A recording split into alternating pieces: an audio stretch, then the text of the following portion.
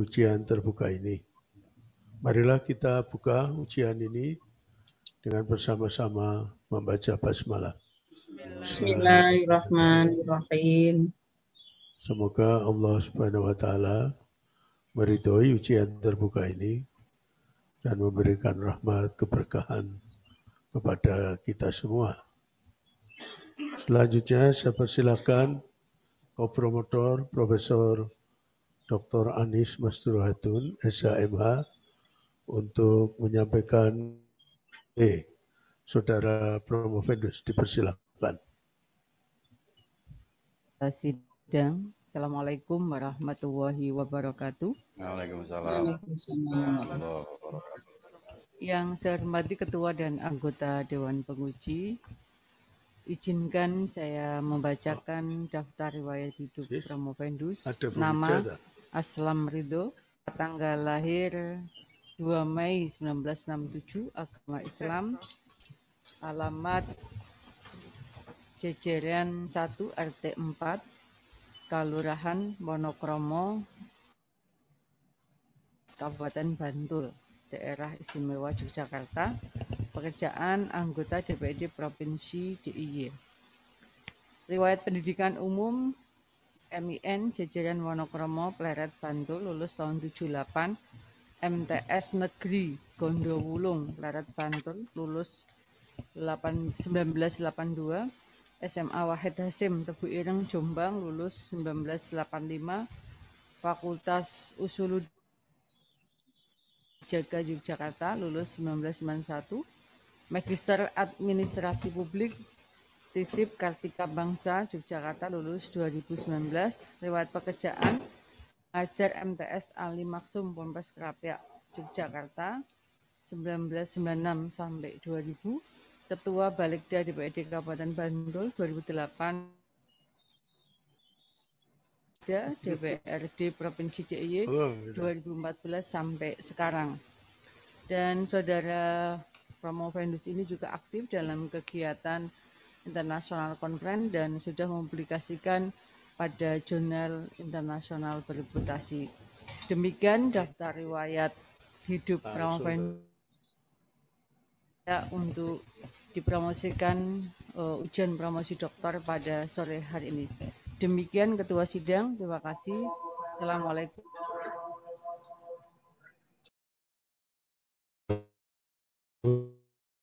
Terima kasih Profesor Dr. Anis Masturhatun, SHMH.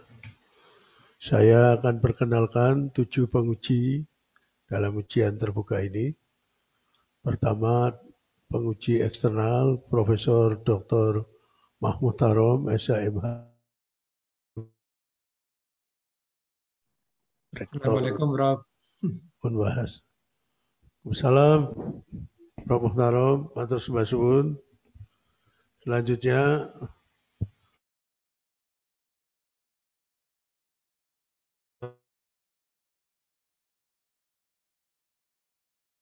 Magister Hukum, Fakultas Hukum Unisula.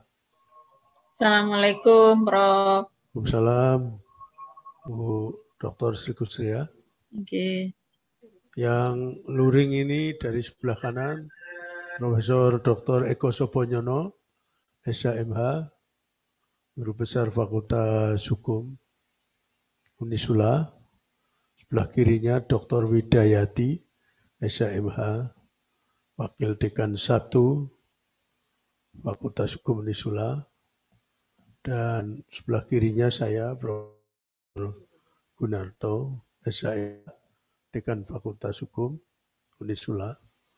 Sebelah kiri saya, Profesor Dr. Sri Endah Wahyuningsih, SHMH, Fakultas Hukum Unisula. Yang paling kiri, Profesor Dr. Anis Masturhatun, SHMH, Ketua Program Doktor Ilmu Hukum, Fakultas Hukum Unisula. Selanjutnya, saya persilakan Saudara Promovendus untuk menyampaikan pokok-pokok pikiran disertasi saudara, dipersilakan.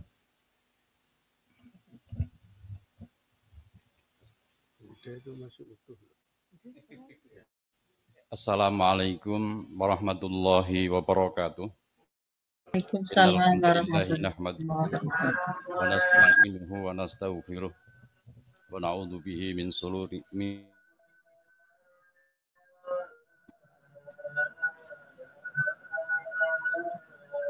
Yang saya hormati Profesor Dr. Haji Gunarto SHSE AKT M.Hum, Ketua Dewan Penguji sekaligus promotor Dekan Fakultas Hukum Unisula. Yang saya hormati Profesor Dr. Hajah Sri Endah Wahyuningsih SHM.Hum, anggota Dewan Penguji. Yang saya hormati Profesor Dr. Muhtarom HRSHMH, anggota Dewan Penguji. Yang saya hormati Dr. Hajah Sri Kusriah SHM.Hum, anggota Dewan Penguji. Yang saya hormati Profesor Dr. Anis Masdurhatun SHMH, anggota Dewan Penguji sekaligus co-promotor. Yang saya hormati Profesor Dr. Eko Soponyono SHMH, anggota Dewan Penguji. Yang saya hormati Dr. Hajah Widayati SHMH, anggota Dewan Penguji. Perkenankan saya menyampaikan pokok-pokok pikiran disertasi saya yang berjudul Rekonstruksi Pengawasan DPRD DIY terhadap dana keistimewaan yang berbasis keadilan.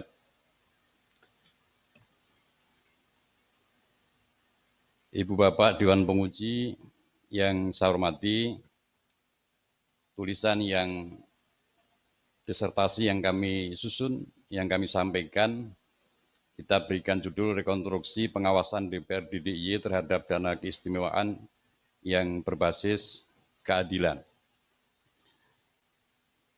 Mengawali presentasi saya terkait dengan judul disertasi saya sebagai Profendus. Judul disertasi ini menginisiasi saya sebagai bagian dari puncak dedikasi saya sebagai Profendus, yang juga kebetulan selama hampir 15 tahun saya mengabdi di institusi yang bergerak di bidang pemerintahan, khususnya di DPRD, dan kebetulan juga terkait dengan regulasi, yaitu di Badan Legislasi.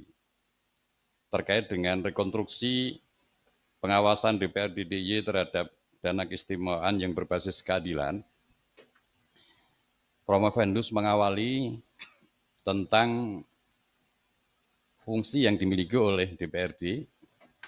Hampir semua regulasi yang mengatur tentang pemerintahan daerah, baik itu Undang-Undang Nomor 23 Tahun 2014 tentang pemerintahan daerah, Undang-Undang Nomor 2 Tahun 2018 tentang MD3, mengatur dan memberikan kewenangan fungsinya kepada DPRD clear.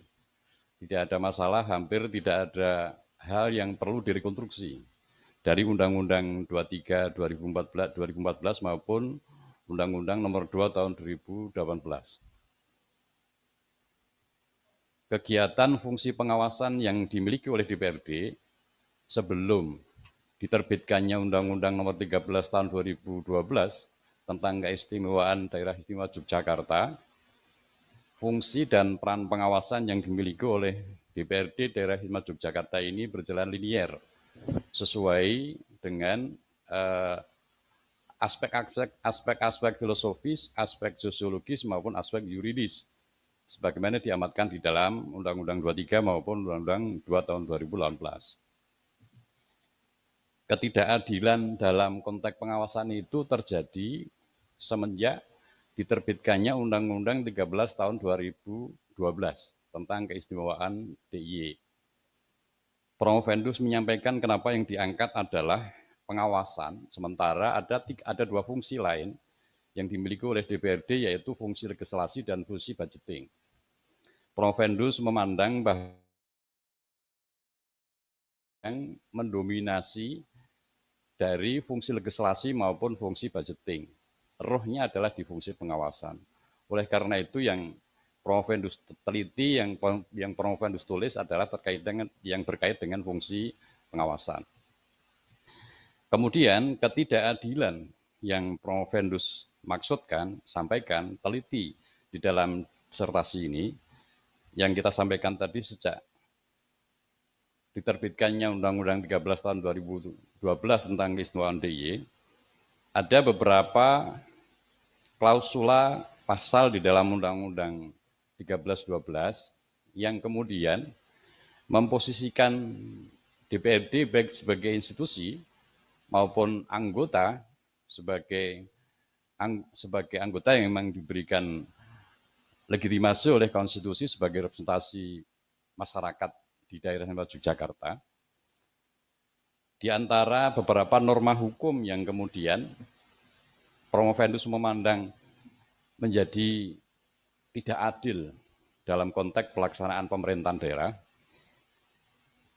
Yang pertama, kita sampaikan bahwa hampir semua regulasi yang mengatur tentang pemerintahan daerah itu mendeklar bahwa pemerintahan daerah itu adalah gubernur dan DPRD. Clear. Di Undang-Undang 23 dan Undang-Undang 2 2016 itu clear. Pemerintahan daerah itu adalah gubernur dan DPRD. Demikian juga Undang-Undang 13 tahun 2012 tentang keistimewaan DIY. Yang diberikan amanat keistimewaan oleh Undang-Undang 13-12 adalah pemerintah daerah. Pasal 1 ayat 1 menyampaikan bahwa pemerintah Yogyakarta adalah pemerintahan daerah yang dipimpin oleh gubernur bersama dengan DPRD. Clear juga di dalam pasal 1 ayat 1 Undang-Undang 13-12. Kemudian ketika memasuki pasal-pasal berikutnya, seperti kita sampaikan di dalam tulisan hasil penelitian saya, norma hukum yang pertama terkait dengan pasal 5 ayat 1 poin B tentang tujuan diberikannya keistimewaan itu kepada daerah istimewa Yogyakarta. Ada 7 tujuan, ada 9 tujuan yang diberikan oleh Undang-Undang 13-12. Di antara tujuan diberikannya keistimewaan kepada DIY itu, pasal 5 ayat 1 menjelaskan 3 di antara tujuan itu adalah terciptanya pemerintahan daerah yang demokratis. Kemudian yang kedua, mewujudkan kesejahteraan masyarakat daerah istimewa Yogyakarta. Kemudian yang ketiga, mewujudkan ketentraman masyarakat daerah istimewa Yogyakarta. Peneliti mengambil 3 pokok penting tujuan itu karena peneliti menganggap, Promovendus menganggap bahwa 3 tujuan itulah yang dianggap berimplementasi langsung kepada masyarakat.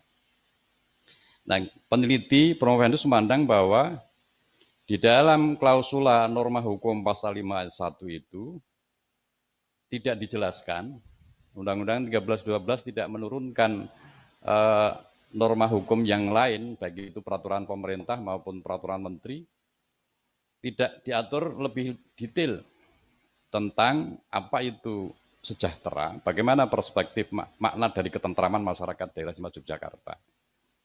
Sehingga perlu adanya rekonstruksi, diterbitkannya peraturan pemerintah atau peraturan menteri sebagai turunan dari penjabaran dari pasal 5 ayat 1 ini, apa sih yang dimaksud sejahtera, tolak ukur parameternya kayak apa.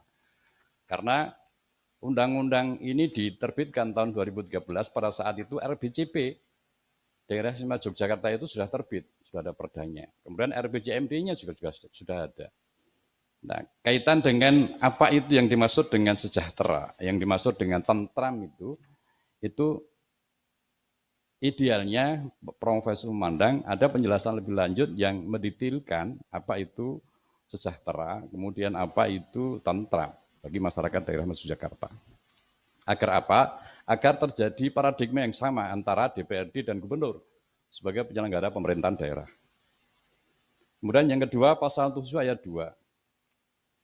Kewenangan dalam urusan keistimewaan daerah istimewa Yogyakarta, konstitusi memberikan 5 kewenangan dalam rangka agar daerah istimewa Yogyakarta itu bisa mencapai tujuan yang sebagaimana dimaksud pada pasal 5 ayat 1.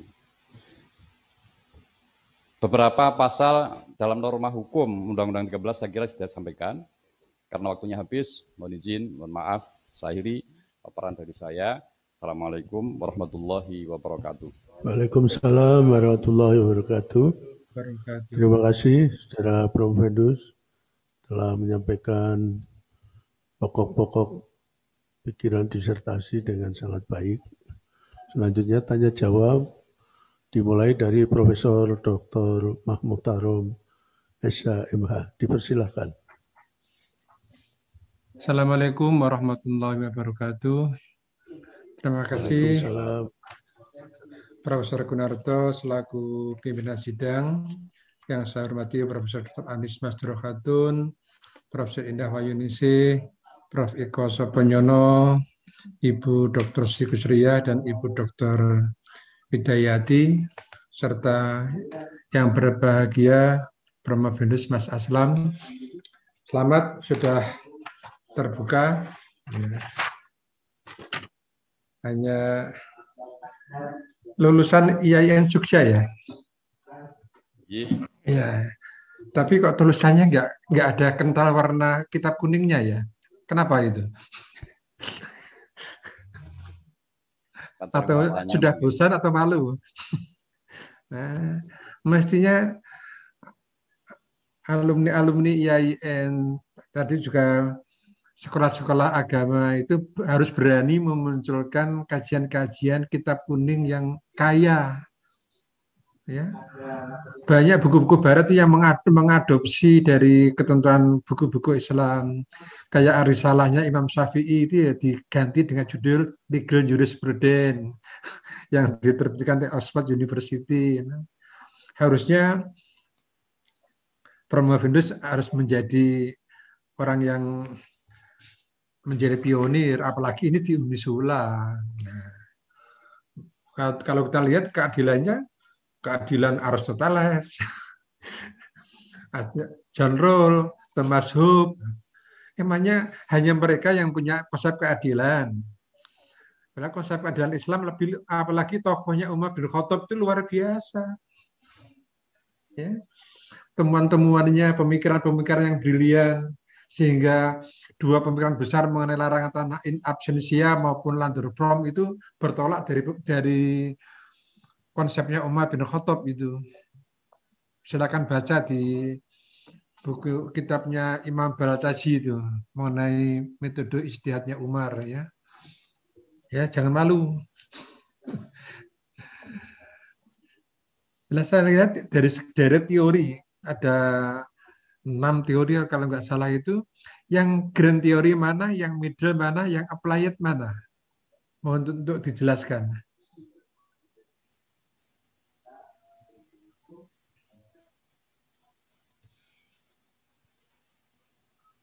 Terima kasih Prof.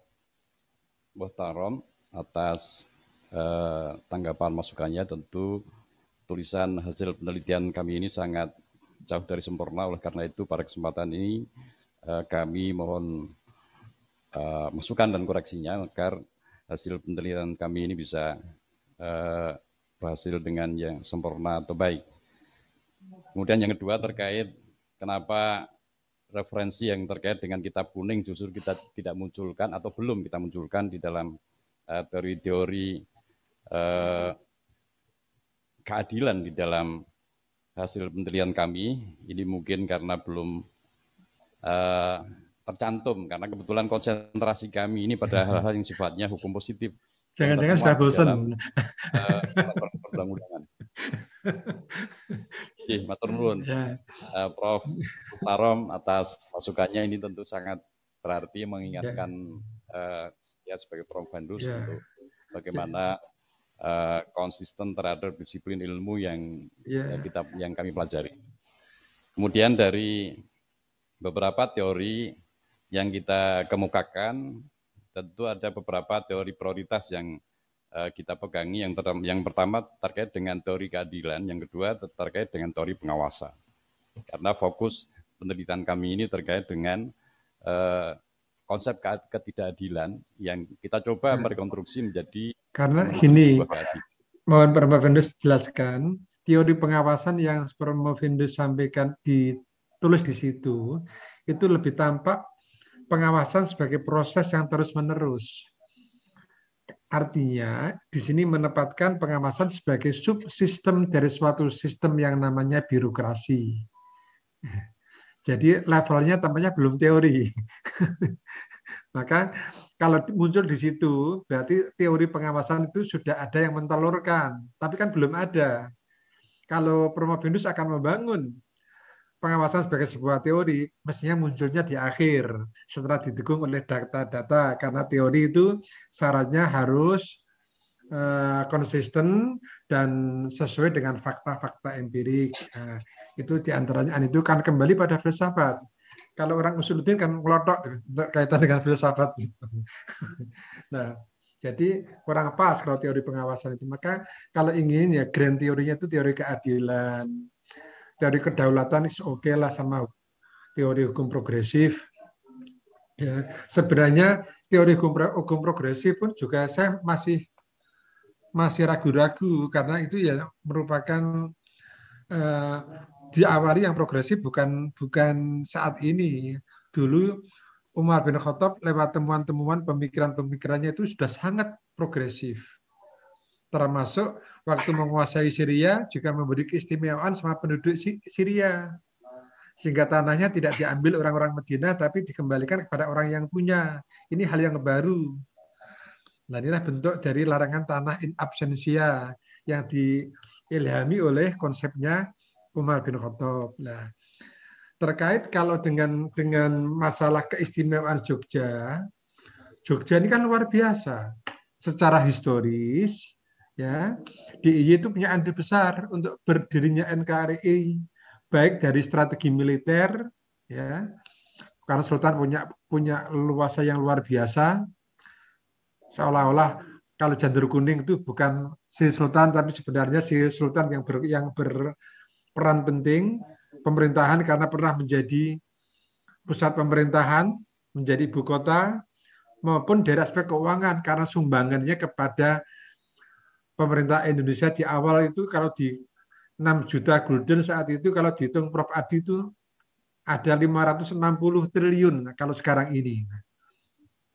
Nah, kalau dihitung dengan demikian itu berapa sih dana pengawasan, dana keistimewaan bila dibandingkan dengan 560 triliun itu misalnya, itu kan sangat tidak seimbang.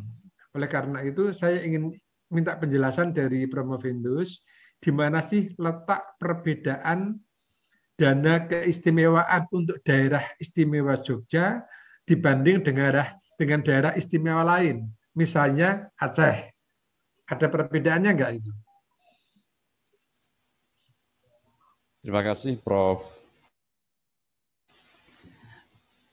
Baik, kita sampaikan penjelasan. Sebagaimana disampaikan di dalam pasal 42 Undang-Undang 13 tahun 2012 tentang pendanaan keistimewaan daerah istimewa Yogyakarta. Di dalam ayat 6 disampaikan bahwa tata cara penyusunan dan pengelolaan dana keistimewaan selanjutnya diatur dengan Peraturan Menteri Keuangan.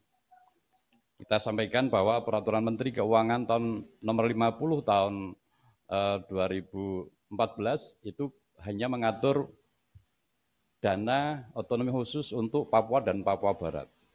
Kemudian daerah DKI Jakarta. Kemudian ketika peraturan PMK 50 direvisi dengan PMK nomor 123 tahun 2017, juga PMK tidak mengatur belum mengatur tentang dana keistimewaan. Mohon izin Ya, karena waktunya habis. waktunya sudah Prof, habis ya, diselamatkan oleh dengan segala Pak hormat, Emer ya. Sebenarnya itu banyak penting waktu. untuk dijelaskan juga tujuan sehingga nanti akan dilihat dari ukurannya. Kenapa perlu direkonstruksi itu?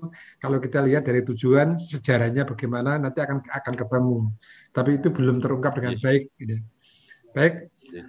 terima kasih atas waktu yang diberikan kepada kami. Waktu saya kembalikan kepada pimpinan sidang. Kurang lebihnya mohon maaf. Assalamualaikum warahmatullahi wabarakatuh.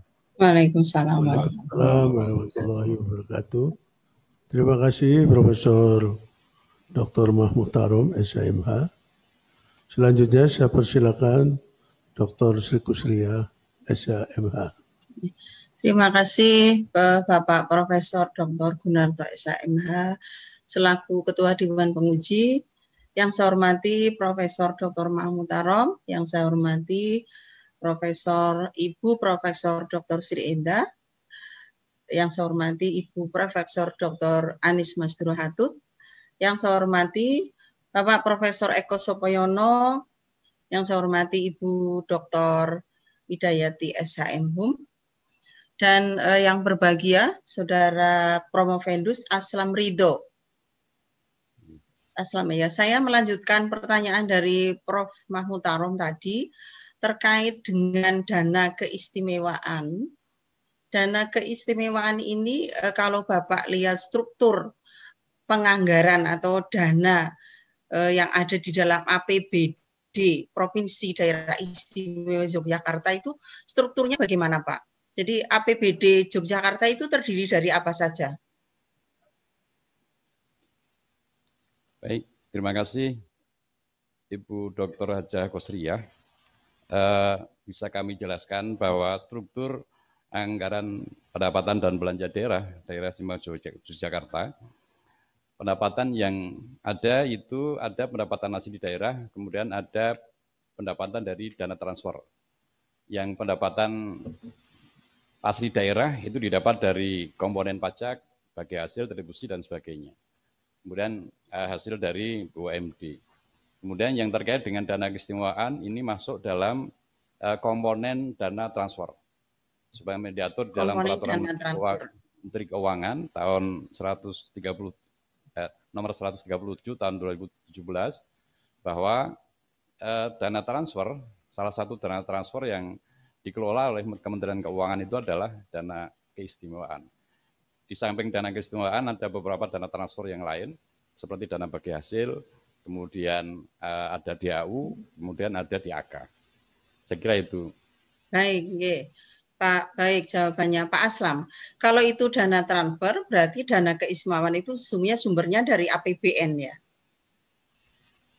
Nah, baik, kemudian pada saat Bapak DPRD bersama-sama dengan pemerintahan daerah membuat APBD, di situ kan sesungguhnya sudah diprediksikan dana keistimewaan itu berapa persen dari sekian anggaran dari APBD Provinsi Daerah Istimewa Yogyakarta pada saat Bapak membuat.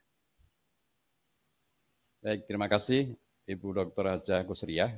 Bisa kami jelaskan bahwa dana keistimewaan yang dimiliki oleh daerah istimewa Yogyakarta ini berbeda kelaminnya dengan dana bagi hasil atau dana transfer yang lain.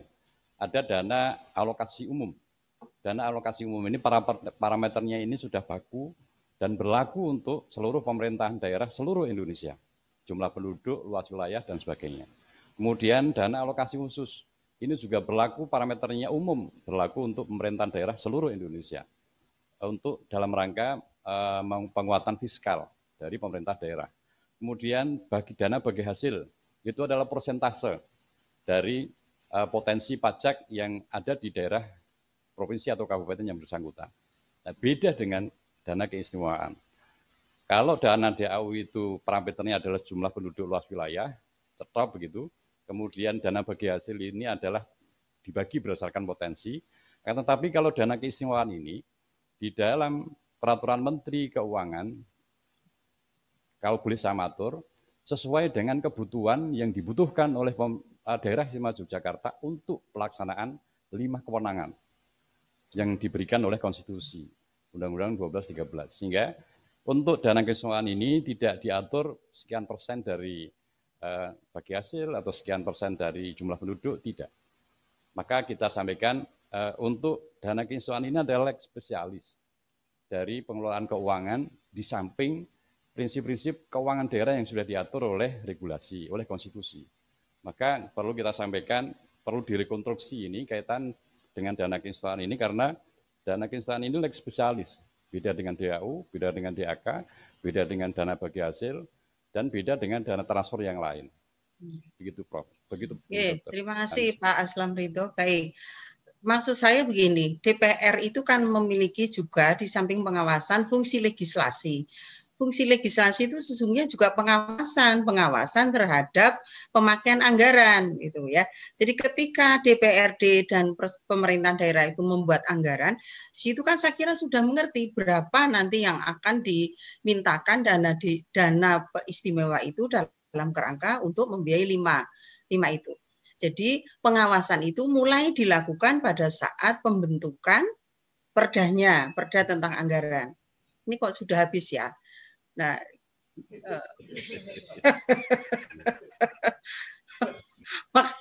maksud saya nanti dalam pengawasan implementasi anggarannya itu bagaimana? Monggo ini karena waktunya sudah habis ini, mungkin diteruskan.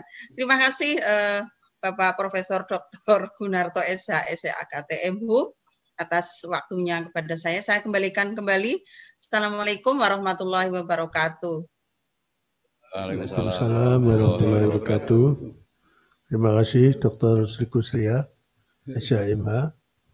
Selanjutnya saya persilakan Profesor Dr. Eko Soponyono, SHMH. Bismillahirrahmanirrahim, Prof. Assalamualaikum warahmatullahi wabarakatuh. Yang terpelajar Prof. Kun, Prof. Tarom, Prof. Anis, Prof. Enda, Asisten Profesor Dr. Widawati, Widayati, betul ya, Bro? Dan Ibu Dr. Sri Kusria dan juga Mas Dr. Aziz. Bapak Prof. Saya senang sekali, tenang, suaranya bass, besar, bagus, ya, ilmunya bagus. Dan nama ini itu betul Bapak, diambil dari Bismillahirrahmanirrahim. Raditu billahi robba wa bil islami dina, Nabi Muhammadin nabiyya wa rasulullah. Diambil yang tengah betul ya Pak ya. Nah, persis. Nah, iya. Saya mesti ngerti ngambilnya itu aslam untuk Islam, ridho itu diambil dari yang pertama, jadi aku ridho bahwa Allah adalah Tuhanku, Islam sebagai agamaku, dan Rasulullah menjadi Nabi dan Rasulku. Nanti nih Pak. Betul. Insyaallah. Alhamdulillah. Malah pinter banget. Pak Aslam, mohon berkenan Bapak. Saya berkali-kali tentang konstruksi berpikir gitu Bapak, karena ini disertasi. Jadi nanti kalau anggota DPR menginginkan ini membaca itu kan jangan sampai ini kok dilulus Nobia kan nggak boleh kan seperti itu. Kalau saya berpikir itu menjadi hal yang mutlak karena yang nomor satu ngaten. Ini Bapak, kalau saya baca judul di ringkasan ini, rekonstruksi pengawasan DPRD DIY terhadap dana keistimewaan, betul, yang berbasis nilai keadilan. Tetapi di dalam akhir dari uraian tentang latar belakang, penjenengan nyeratnya rekonstruksi nilai keadilan, fungsi pengawasan Dewan Perwakilan Rakyat Daerah atau BRD Daerah Istimewa Yogyakarta dan enggak Pak, supaya konsis saja, jadi jangan sampai dirubah-rubah seperti itu, karena kan kalau sampai dirubah sedangkan maknanya berubah, ini kan berarti masalah juga, karena yang mau direkonstruksi adalah pengawasan DPRD DIY, bukan nilai keadilannya. Nilai keadilan itu basisnya dari rekonstruksi itu kan ngaten Bapak. Berkenan gitu Pak Aslam. Ada komentar Pak Aslam? Terima kasih Prof. Eko Soponyono atas koreksinya. Mungkin mohon izin kealpaan saya untuk mengkonsistensikan redaksi dari halaman judul ke halaman sarang. Terima kasih atas koreksinya. Kemudian yang kedua Bapak, di dalam daftar isi itu juga Pak Aslam ada inkonsistensi juga. Ya, mengapa begitu? Karena di judul ini itu seolah-olah permasalahannya ada 3, padahal permasalahan cuma 2.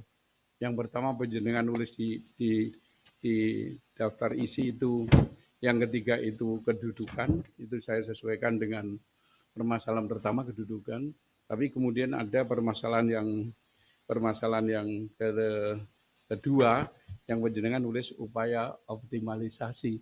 Dan ini walaupun analisisnya sama, tapi dengan membaca judul ini itu orang akan berpikir permasalahannya ternyata 3, bukan cuma 1.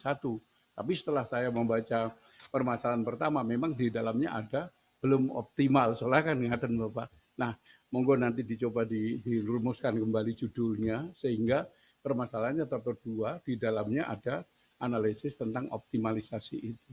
Nah, bisa menjadi subbab, tapi subbabnya adalah subbab untuk permasalahan pertama Bapak, tentang kedudukan itu ngaten.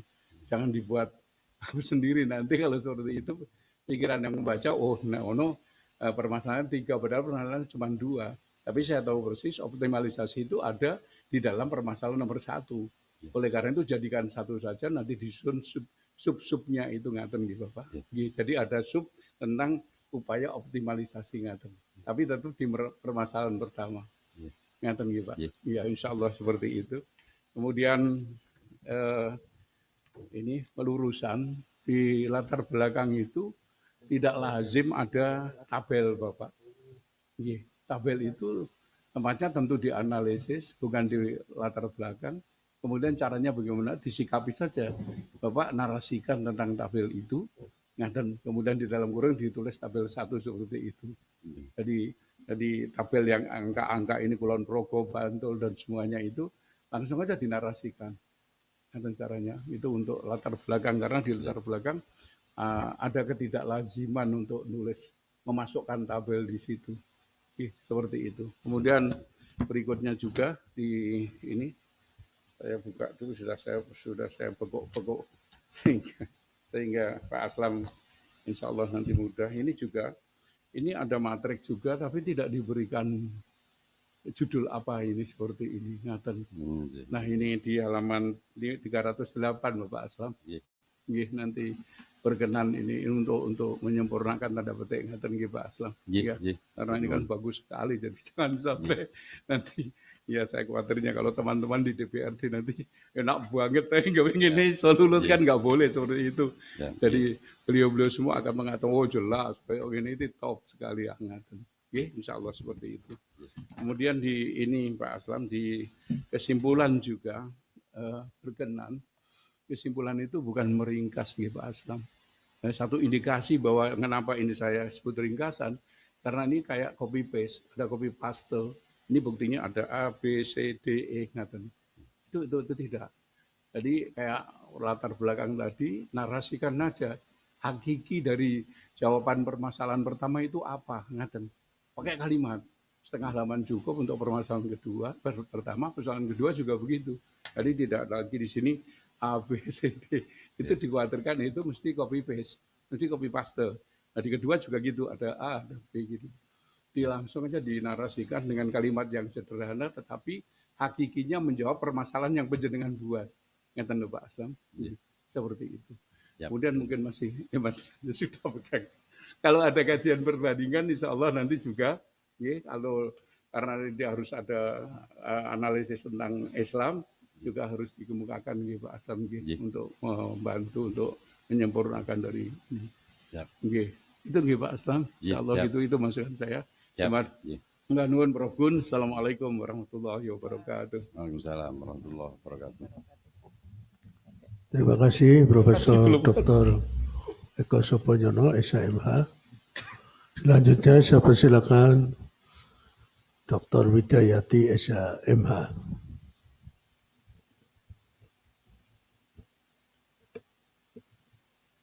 Terima kasih Prof. Bismillahirrahmanirrahim. Assalamualaikum warahmatullahi wabarakatuh. Waalaikumsalam warahmatullahi wabarakatuh. Yang saya hormati Prof. Gun, Ketua Dewan Penguji.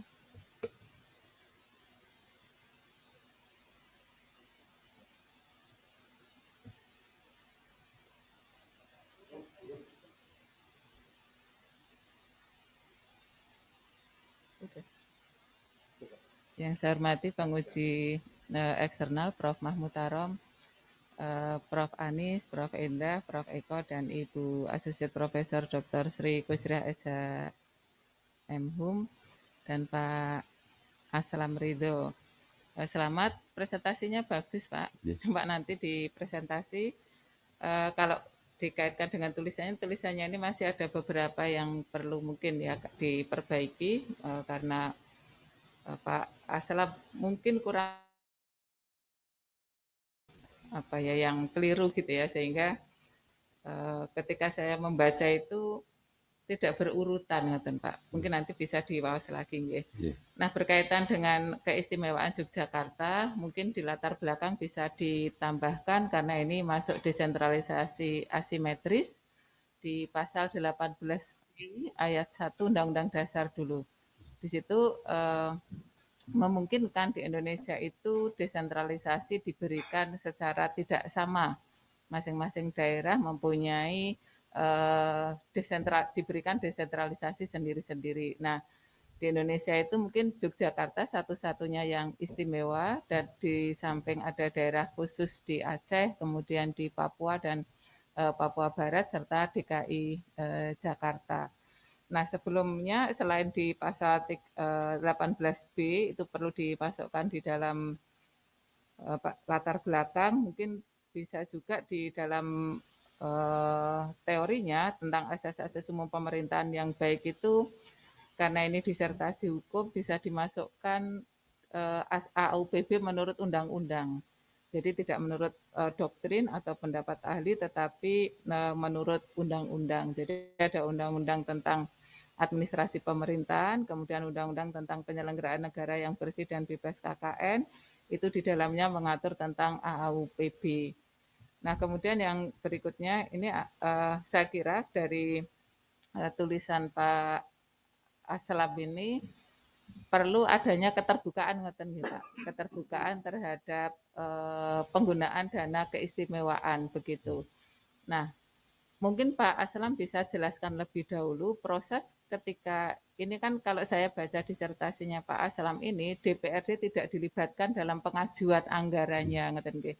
Coba bisa dijelaskan pengajuan anggaran itu prosesnya seperti apa, kemudian ada nggak batasan maksimalnya? Kalau tidak salah yang tahun 2020 1,32 triliun gitu Pak.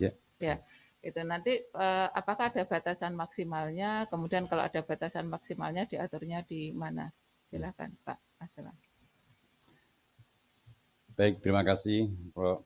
Ibu Dr. Aja Widayati atas tanggapannya. Bisa kami sampaikan penjelasan yang pertama, bahwa sebagaimana diatur dalam Peraturan Menteri Keuangan Nomor 137 Tahun 2017 yang mengatur tentang pelaksanaan dari pasal 42 ayat 5 yang terkait dengan tata kala pemerintah daerah mengajukan usulan dana keistimewaan. Yang pertama, tata kala penyusunan dana keistimewaan ini diatur lebih lanjut di dalam Peraturan Menteri Keuangan.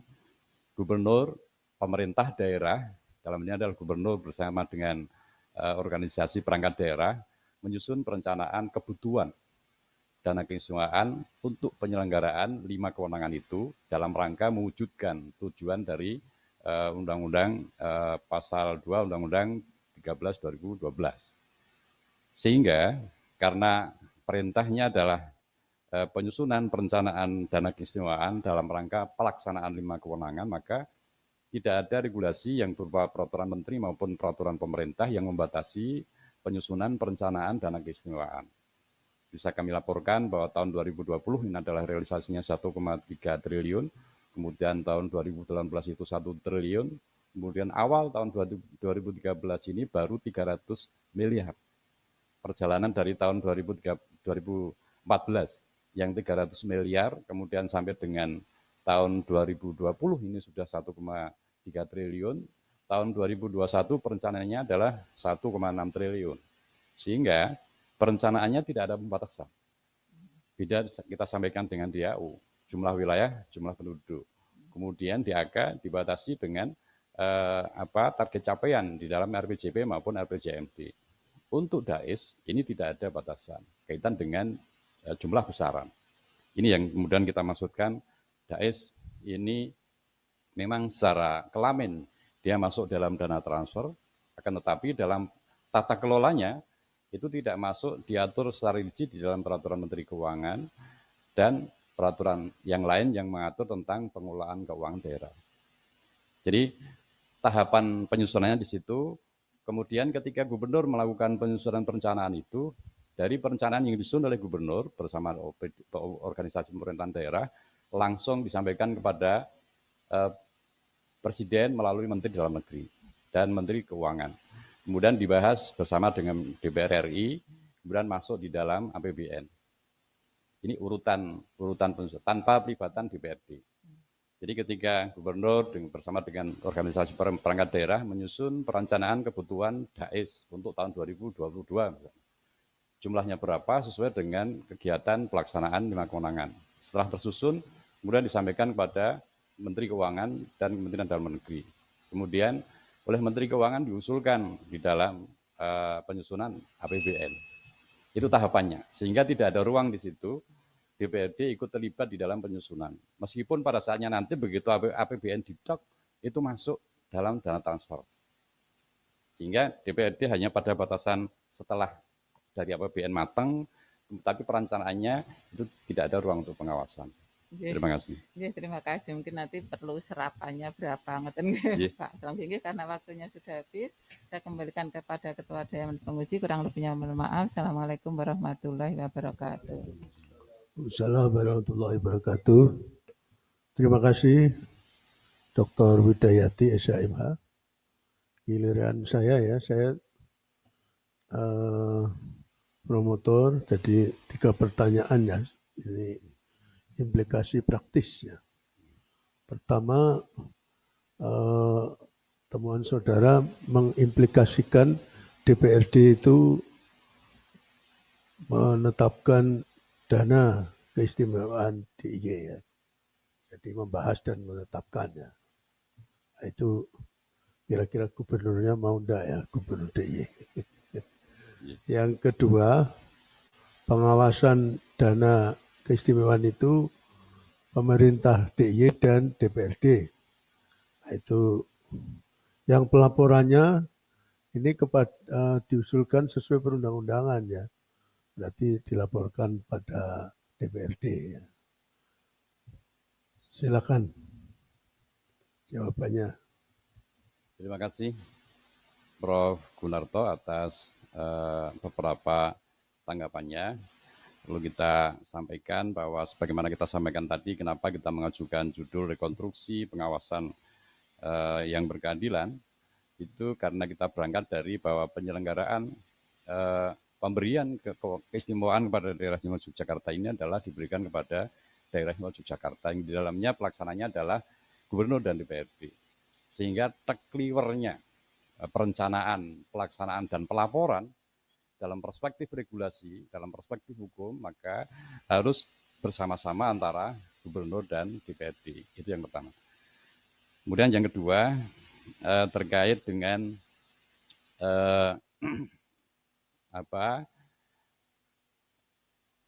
posisi DPRD agar ada ruang untuk pengawasan, maka kita matur sebenarnya kenapa yang kita angkat adalah pengawasan, karena pengawasan ini menjiwai seluruh fungsi yang ada di DPRD, fungsi legislasi maupun fungsi budgeting.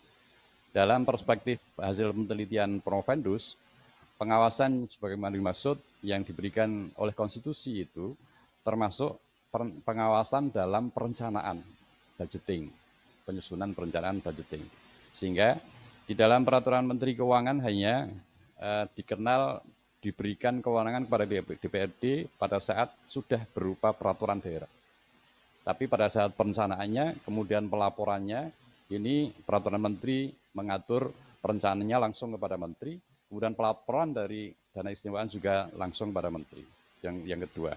Kemudian yang ketiga, tata kelola perubahan dana keistimewaan dan dana di dalam APBD itu sebagaimana diatur dalam peraturan Menteri Keuangan, karena itu satu-satunya turunan dari Undang-Undang 1312, itu adalah Peraturan Menteri Keuangan itu.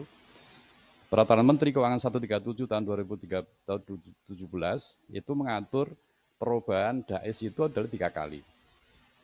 Pertama bulan Januari, kemudian April, kemudian September. Beda dengan APBD yang sudah sama-sama DAES itu masuk dalam komponen perda APBD, kemudian dana transfer yang lain juga masuk dalam komponen isi di dalam materi muatan perda APBD. Akan tetapi untuk DAES ini perubahannya 3 kali, Januari, April, September. Akan tetapi kalau APBD, perda APBD itu adalah Januari, September, 2 kali perubahannya. Sehingga ketika ada pelaporan oleh pemerintah daerah yang di perubahan tadi itu 3 kali itu tidak melalui mekanisme yang terproses di DPRD, maka pengawasan yang dimiliki oleh DPRD itu hanya pada saat pelaksanaan menjadi perda. Penyusunan janjinya dibutuhkan berapa sih, kemudian sudah tepat sasaran apa belum, pelaporannya tidak ada ruang DPRD untuk melakukan pengawasan, sehingga judul rekonstruksinya kita mengambil yang berkeadilan pada perspektif fungsi pengawasan. Demikian, Prof. Ya, saya cukup. Selanjutnya saya persilakan Profesor Dr. Sri Enda Wahyuningsih, SHMH. Terima kasih Ketua Dewan Penguji. Bismillahirrahmanirrahim. Assalamualaikum warahmatullahi wabarakatuh. Waalaikumsalam warahmatullahi wabarakatuh. Yang saya hormati Ketua Dewan Penguji Profesor Dr. Haji Gunarto, SHSE AKTM HUM. Yang saya hormati Profesor Dr. Eko Soponyono, Profesor Dr. Anis Masdurohatun, Profesor Dr. Mahmud Tarom, Asosiat Profesor Dr. Widayati, dan Asosiat Profesor Dr. Sri Kusriah, yang kami sayangi nih ya, mahasiswa kita, Promovendus yang berbahagia. Pertama-tama saya mengucapkan selamat kepada Promovendus atas ujian terbuka kali ini. Ini sudah seperti wakil presiden. Ya. Tampaknya ini kopiahnya seperti penyanyi di Indosiar itu. Bersama Mamah Dedeh yang tinggi loh ini. Ya. Jadi tampak keren gitu ya Pak ya. Ya. Pertanyaan pertama itu ini saudara alumni SMA Wahid Hasim ya. Di sini ada Rektor Wahid Hasim gitu. Ada hubungan struktural, kultural, atau ideologi itu Pak? Santri saja. Oh santri saja ya. Saya pikir ada hubungannya itu antara SMA Wahid Hasim dengan Universitas Wahid Hasim gitu. Kultural Bu, kultural. Kultural ya. Ya baik. Pertanyaan selanjutnya, saudara ini alumni UIN, betul? IAIN ya, sekarang mungkin masih IAIN. Tapi saya lihat kok belum memasukkan implementasi nilai-nilai Islam di dalam disertasi saudara. Kira-kira nanti yang mau dimasukkan yang bisa dianalisis dengan nilai-nilai Islam itu bagian yang mana? Karena ini sebagai alumni Unisula itu wajib sebagai implementasi membangun generasi khairul ummah. Silahkan kira-kira di mananya Pak yang akan dimasukkan nilai-nilai Islam di dalam disertasi ini? Baik, terima kasih Prof. Sri Endah Wahyuningsih atas tanggapannya. Baik, kami jelaskan kaitan dengan mungkin pada saatnya nanti kami diberikan izin dan pengestu dari para penguji untuk lulus. Mungkin ini sebagai pintu masuk bagi kami, saya sebagai Profendus untuk membuat karya-karya penelitian yang lain terkait dengan posisi tadi yang sampaikan Prof. Muhtarom, kok tidak konsisten gitu dengan latar belakang pemikiran saya yang di pesantren. Mungkin salah satu bahan pelengkapan saya kaitan dengan hasil penelitian kami ini terkait dengan konsep adalah yang tadi disampaikan oleh Prof. Muhtarom tadi itu. Saya sebagai Profendus termotivasi yang disampaikan Prof. Muhtarom tadi untuk bagaimana ke depan ada penelitian-penelitian yang bisa kami lakukan yang lain kaitan dengan konsep-konsep keadilan dalam tata kelola pemerintahan daerah maupun tata kelola negara. Dalam perspektif tata nilai, konsep adalah yang sudah ada lebih dahulu disusun oleh para muassis sejak mulai zaman sahabat sampai dengan para tabiin. Saya kira banyak konsep-konsep kaitan dengan adalah yang sangat luhur, dan mohon maaf kalau saya sebagai Prof. Andus belum memasukkan teori-teori adalah yang dimiliki oleh para sahabat sampai dengan tabiin itu, karena memang kami terfokus mungkin karena profesi saya sebagai pimpinan Balegda, sehingga tidak terpikirkan kemudian konsep adalahnya para sahabat sampai dengan tabiin. Demikian izin. Ya, karena ini nanti akan dicek Pak, bahwa alumni Unisula itu harus mengimplementasikan nilai-nilai Islam di dalam tulisan baik skripsi, tesis maupun disertasi. Jadi Bapak nanti sebelum di-share, dikumpulkan sebagai syarat wisuda, wajib memasukkan apakah itu nilai keadilannya atau yang lain, tetapi dilihat dari perspektif hukum Islam. Begitu ya Pak ya? Insya Allah. Ya, karena Insya Allah. kita sebagai penjamin mutu katanya ditanya Insya terus itu. Oleh Pak Umar, oleh Pak Cuk, dan lain-lain itu tentang implementasi nilai-nilai Islam. Kemudian pertanyaan selanjutnya, mohon jelaskan komparasi tentang kedudukan dan fungsi DPRD terutama mengenai fungsi pengawasan di DIY dengan di wilayah yang lain seperti apa? Dan apakah ada kajian dari perspektif di negara asing? Silahkan. Baik, Prof. Sri Endah Wahyuningsih, bisa kami jelaskan bahwa seperti tadi saya sampaikan, undang-undang regulasi yang mengatur tentang pelaksanaan pemerintahan daerah di Indonesia ini adalah yang terkait dengan Undang-Undang 23 2014 tentang pemerintahan daerah maupun Undang-Undang 2 tahun 2018 tentang MP3. Dan undang-undang lain yang mengatur tentang pemerintahan daerah, termasuk undang-undang tentang keuangan dan sebagainya. Hampir seluruh regulasi atau peraturan perundang-undangan yang mengatur tentang penyelenggaraan pemerintahan daerah itu clear, tidak ada permasalahan. Semua berjalan linear dan tidak ada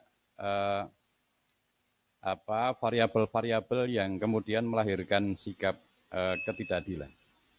Kecuali Undang-Undang 1213 ini. Ya, itu yang baik, kemudian karena kita memberikan saudara penguasa di DPRD Yogyakarta ya pasti tepat ya. Iya. Terima kasih, saya kembalikan kepada Ketua Dewan Penguji. Assalamualaikum warahmatullahi wabarakatuh. Waalaikumsalam warahmatullahi wabarakatuh. Terima kasih Profesor Dr. Sri Endah Wahyuningsih, SHMH. Selanjutnya saya persilakan Profesor Dr. Anis Masturhatun, SHMH. Assalamualaikum warahmatullahi wabarakatuh. Waalaikumsalam warahmatullahi wabarakatuh. Yang saya hormati Ketua dan anggota Dewan Penguji, Prof. Gun, Prof. Eko, Prof. Endah, Prof. Tarom, Associate Profesor Dr.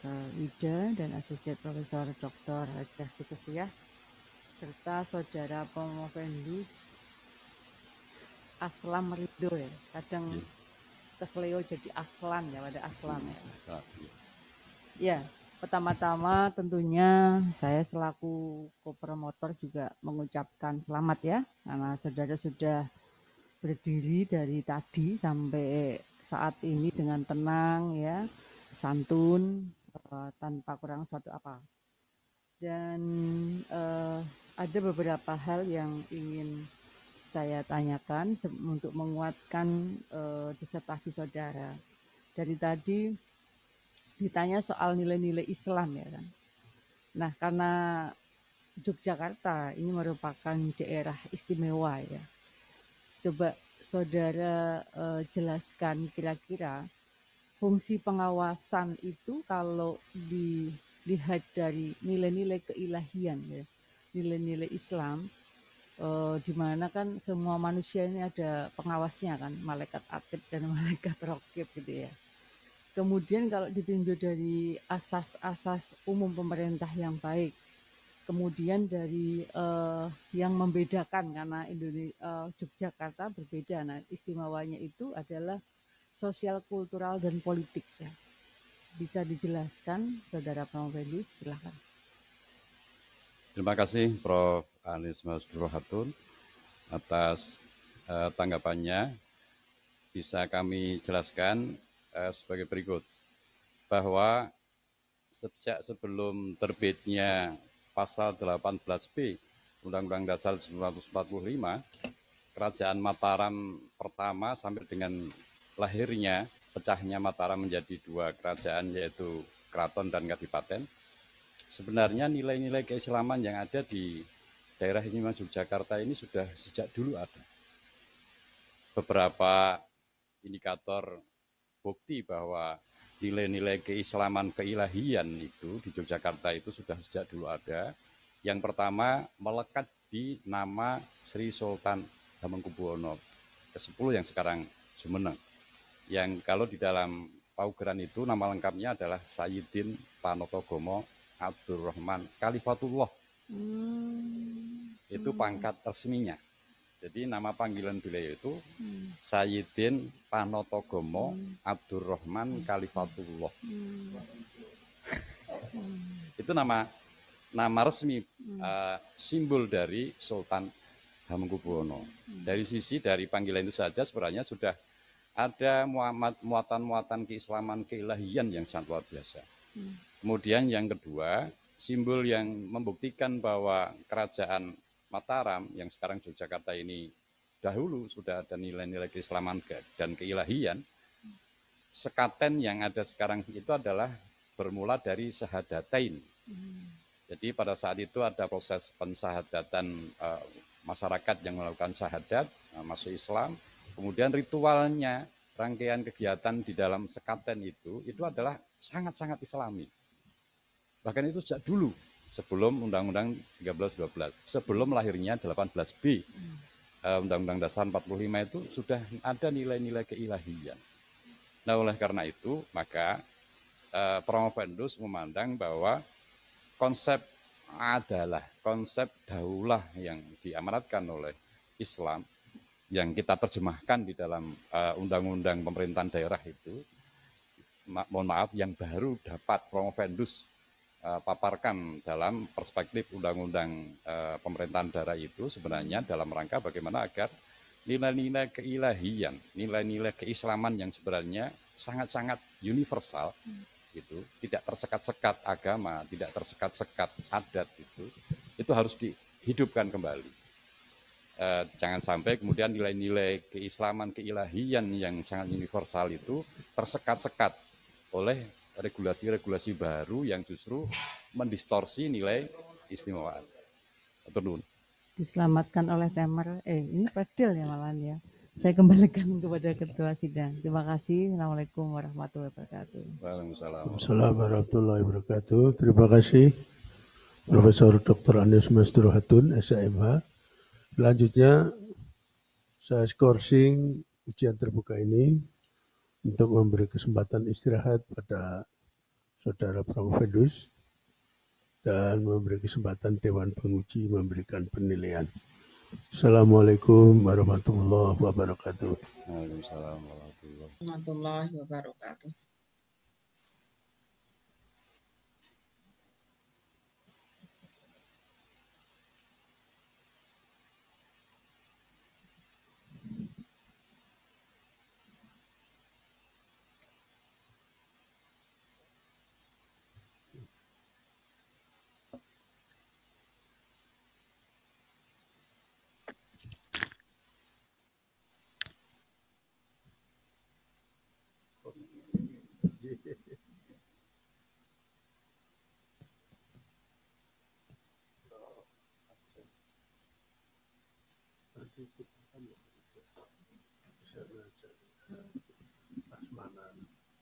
Kayaknya.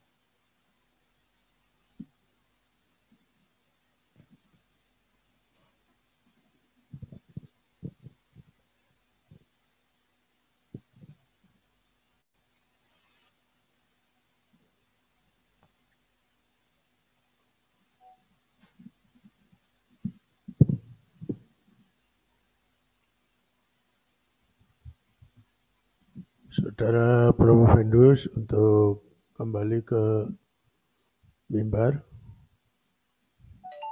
Ujian terbuka saya lanjutkan kembali. Skorsing saya cabut. Setelah seluruh Dewan Penguji memberikan penilaian, Saudara Prof. Vendus dinyatakan lulus dengan nilai 3,80 predikat cum laude.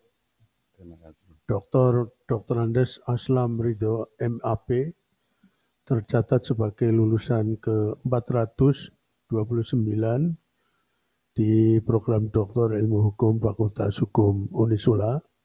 Semoga Allah Subhanahu wa Ta'ala meridhoinya dan memberikan rahmat keberkahan kepada Dr.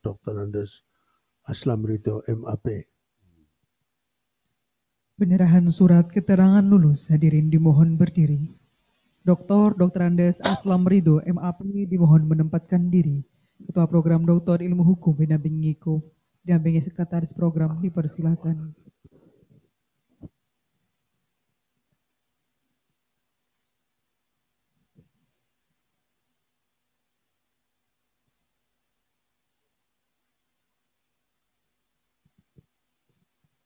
Ketua Program Doktor Ilmu Hukum, Sekretaris Program, dan Dr. Andes Aslam Ridho kembali ke tempat semula. Hadirin disilakan duduk kembali.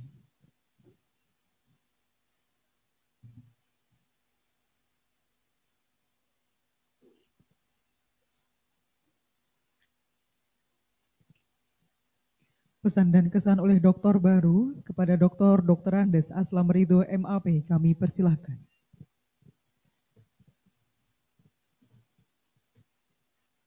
Assalamualaikum warahmatullahi wabarakatuh. Bismillah, alhamdulillah, wassalamualaikum. Yang saya hormati Prof. Kun, yang saya hormati Prof. Anis, keduanya selaku promotor dan kopromotor, dan seluruh Dewan Penguji yang saya hormati. Alhamdulillah pada kesempatan hari ini saya sebagai Prof. Vendus telah berhasil menyelesaikan hasil penelitian kami yang kita tuangkan dalam disertasi. Tentu hasil yang penelitian yang kami lakukan ini tidak bisa terlepas dari partisipasi seluruh sivitas akademika Unisula, khususnya Fakultas Hukum. Oleh karena itu kami sampaikan permohonan penyampaian terima kasih yang tak terhingga pada Ibu Bapak yang selama ini sudah memberikan bimbingan kepada kami, Prof. Kun, Prof. Anis, Prof. Sri, yang saya hormati semuanya yang telah memberikan kontribusi pada penulisan disertasi kami. Yang kedua, hasil penelitian kami ini sebagai tahapan puncak dari pengabdian dedikasi kami di lembaga badan legislasi yang sempat saya tekuni hampir 15 tahun. Yang terakhir pada seluruh keluarga, juga keluarga besar saya yang sudah memberikan dukungan dan support. Semoga apa yang belajar yang kita tempuh sampai dengan puncak hari ini bermanfaat bagi saya, khususnya umumnya pada seluruh bangsa dan negara. Amin. Terima kasih. Assalamualaikum warahmatullahi wabarakatuh. Waalaikumsalam warahmatullahi wabarakatuh.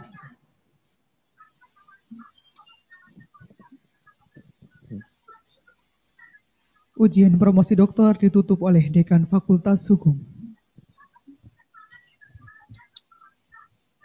Sebelum saya akhiri ujian terbuka ini, saya ucapkan selamat pada Dr. Andes Aslam Ridho MAP yang telah lulus menjadi doktor dengan predikat cum laude.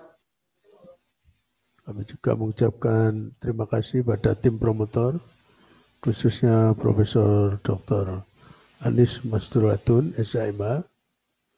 Terima kasih juga pada seluruh Dewan Penguji,